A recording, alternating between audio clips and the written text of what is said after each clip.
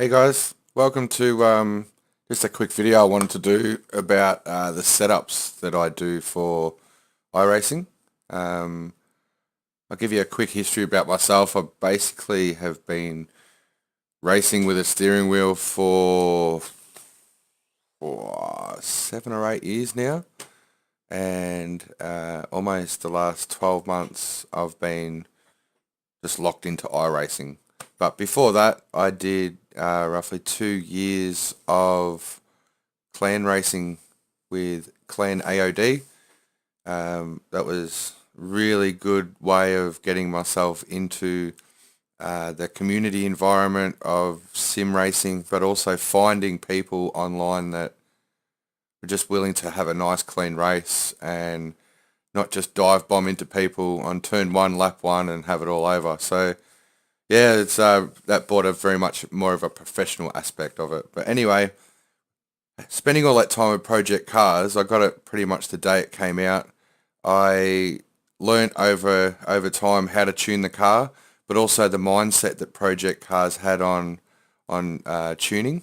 And I found that when I transitioned to iRacing, there was a totally different mindset. Um, Different things made the car perform better. You know, in Project Cars, there was basic templates where you just play around with toe and camber, and some cars you just take all the air out of the tires, and you were 3 seconds faster than everyone. And then yeah, when I went to iRacing, it was very much more of a realistic point of view. So I started tweaking myself, and I was like, holy crap, that doesn't work. So I started with iRacing doing default setup races like the Roof GT Cup, which is fantastic to get into iRacing and learn about the much higher level of racing that you can get into. But as time went on, I wanted to experiment with new cars, which meant that I had to learn how to tune the cars. And I didn't know where to start. I was lost. So last year, there was a website called VRS. This was fantastic, but I also found that it was only done by people who were at the top echelons of each car category. And yeah, so you were able to download those setups, but these guys were, they're professional racers, and the setups they've got don't necessarily mean they're compatible with what you've got running with your type of wheel. You know, some people use direct drive, some people use like this, the Thrustmaster TX or the Logitech, and I found the cars were so edgy. So if you look at my old iRacing videos, you'll find that with Pro Mazda at the Nürburgring especially, I just didn't know how to drive the car according to the way these guys have tuned it, and one little mistake and the car would just flip around 180 degrees. And I was just like, "Oh, what do I do now? I'm almost back to square one." And then it was kind of a blessing in disguise, but VRS started charging money, and everyone that I spoke to online was really annoyed with it because um, it wasn't as diverse as what it should have been. It was only from people who knew how to drive the cars and had years of experience driving the cars in iRacing. For someone like myself who's just jumped into it, I want to get up to pace pretty quick so I can race. I'm not an engineer, I'm a driver. I love driving, that's what I do. So I gave that a miss, and I found something called iRacing Setup Sync. Now this program is made by a bloke called Nick Thissen, and you'll hear me refer to in my videos for the last few months anyway that the Nick Thissen app is what I call it. It's actually called iRacing Setup Sync, and he has his own. Well, there's two ways you can grab the setups from this. It's the website and there's the actual app itself. And what it is, it's the public uploading their setups. So you could be getting a setup from Nick Thissen himself, or you could be getting a setup from me, or you yourself could put a setup.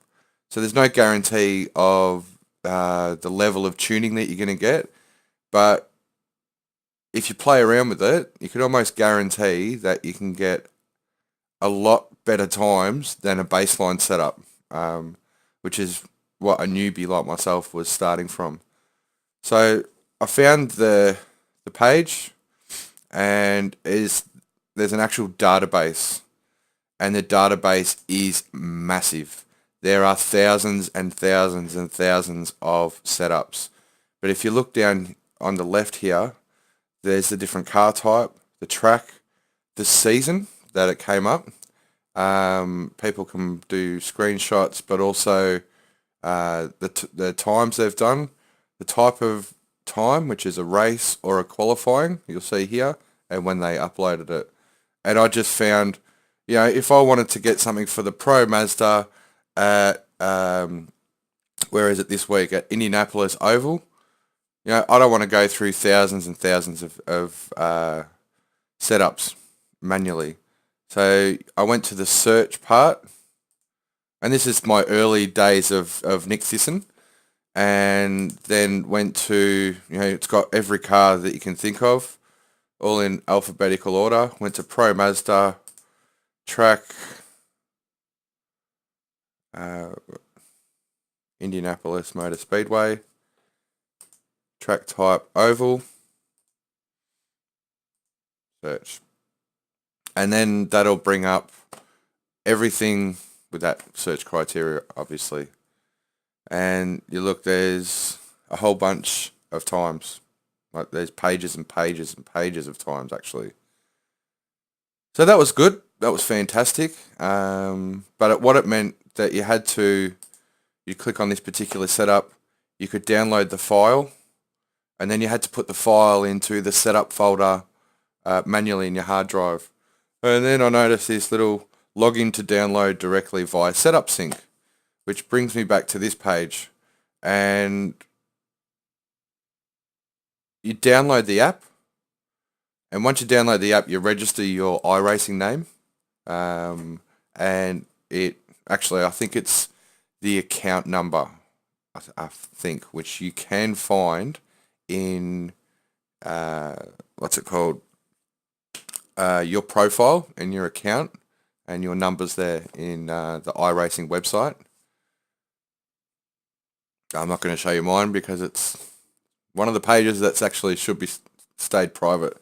Anyway, you download the app, register your name, and then all of a sudden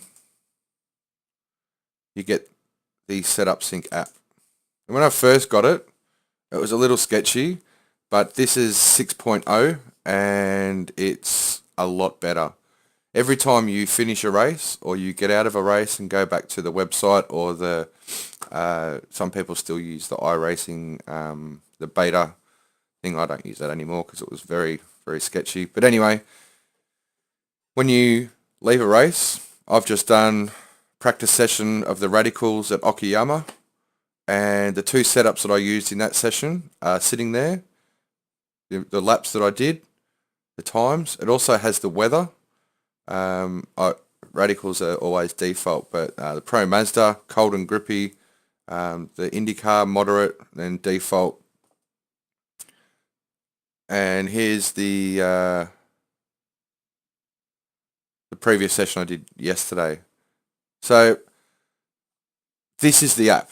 This is the app right here. And what it does is you subscribe to a particular car. So I've just bought the IndyCar recent, what do they call it? The Dallara IR18. So I haven't done this one yet. We'll go to the Dallara IR18, save changes, and what it'll do, it'll automatically download all of the public uploads from the database. If you want, you can do every single car, and the 20,000 or 170,000 or something, like some stupid number of uploads that have gone up for this. You can download the lot, but the best way to do it is just to subscribe. And every time you turn the computer on, if there's a new setup, this runs in the background and it'll go straight in and it'll upload the setup for you. So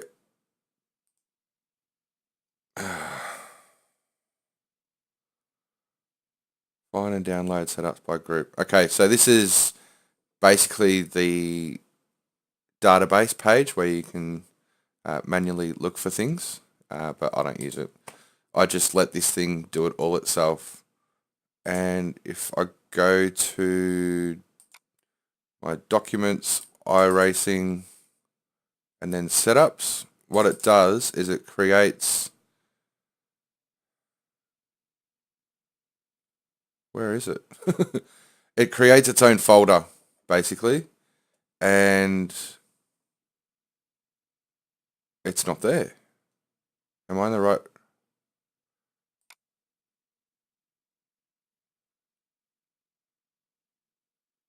I digress, as Jay-Z would say. Spec Racer.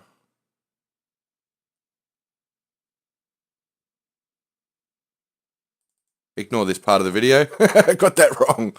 So, this is just giving you information. You from this point. This last one I've done. I tried the Nürburgring setup on Okayama. It didn't work. It didn't do too bad, but it was very understeery. If I go to actions, I can add it to the upload list. I can quick share it, and I can save it as in change the file name. This is from someone else. I can actually change the file name. Anyway, you go to your upload list, and from there, you can put it into the database yourself. I personally haven't put any setups in there, but yeah. Now, if you go to iRacing itself, the game, once you get into the game, you go to your garage, and this is the folder. That little blurry bit, when I was looking through folders, couldn't find it. But anyway, go to My Setups, and there you go. Look, Setup Sync is sitting there. These are all the setups that I've made for this particular car, and named them all my personal things. And people, it's really cool community in Radicals. They've shared setups quite often, so I've saved them and said just to see if I can use them elsewhere. But if you go to the setup sync, you've got a name of every single track. It's really well organized. And if I went to Okayama, this is the only glitch with the program at the moment. It's duplicating files. So you've got Samuli Kumo. The season is 14 Series 3. And these are all the duplications, which is a little bit unfortunate, but it's something that I can look over because it's this app itself has given me 3-4 seconds a lap on average. It is amazing because people have spent a lot of time tweaking and tuning, and you can just get down to driving and the car behaves a lot better. And this one's got 2 setups, but if I go to a different track, let's say Bathurst, there's 1, 2, 3, 4, there's 5 setups there, and you can play around with all those setups, and you find over time you learn the different things that these guys have done, and you find what works for you, what doesn't, and you can just play around with it. So if I went, let's say for example, went the Ross Rizzo setup, and I'm like, oh geez, I don't usually put that much pressure in the tyres, or like far out. He's only got 12.4 wing. Got to play around with that. And where it says it's too low, it's because they actually modified the car in the last couple of years, and you have to have the dive plane in now. So that's just a matter of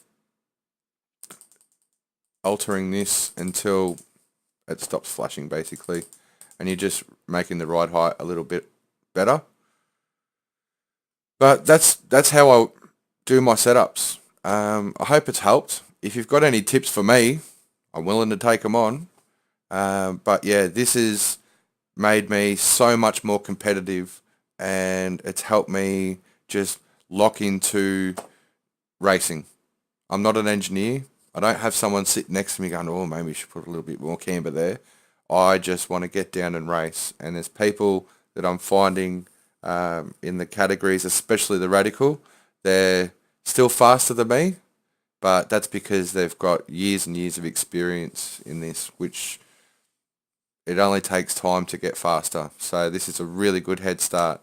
But anyway, if you like this video, give us a thumbs up. If you didn't, give us a thumbs down. I don't care. But just make sure you subscribe, and I'll keep pumping these puppies out. Have a great day. I hope it's helped, and I'll see you next time.